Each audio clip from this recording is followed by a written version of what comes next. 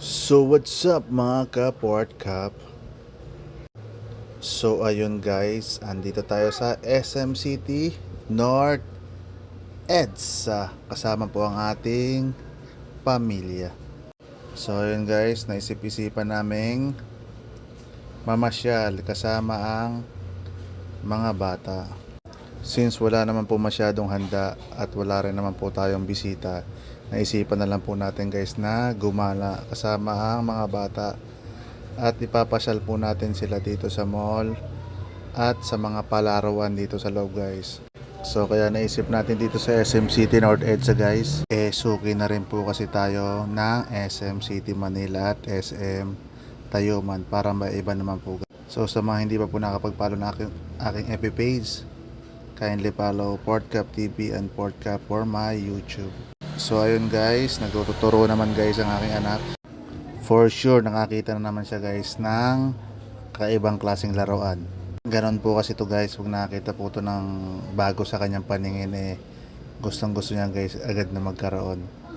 So ayun guys, lakad-lakad lang tayo guys, imekos-mekos lang natin guys at makakarating na po tayo doon sa mga palaruan. So ayan, nadaanan po natin ang napakasarap na Sark's Burger.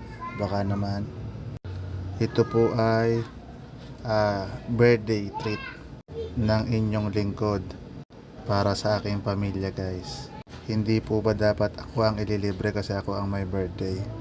Joke lang, okay lang po yun guys. Ang mahalaga guys ay happy tayo. At ayun na nga guys, andito na po tayo sa tapat ng kids zone niya. At ayun guys, nagpapasalamat po tayo sa Panginoon at kahit paano po ay nagkasama-sama po kaming muli na magpamilya. At pumila na po si Tol Mike para sa ticket ng mga bata guys, para makapasok na po sila dyan sa loob ng kids zone niya.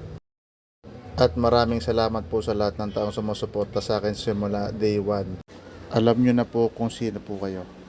At naway pagpalain pa po kayo ng Panginoon.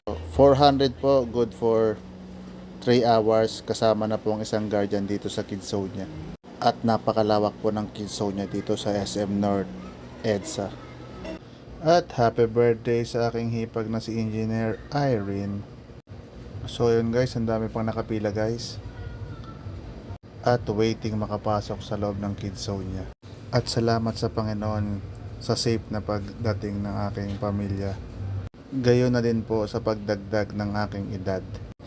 Mabuting pangangatawan at magandang kalusugan lang po ay okay na po tayo dun guys. Thank you for watching and God bless po sa inyong lahat.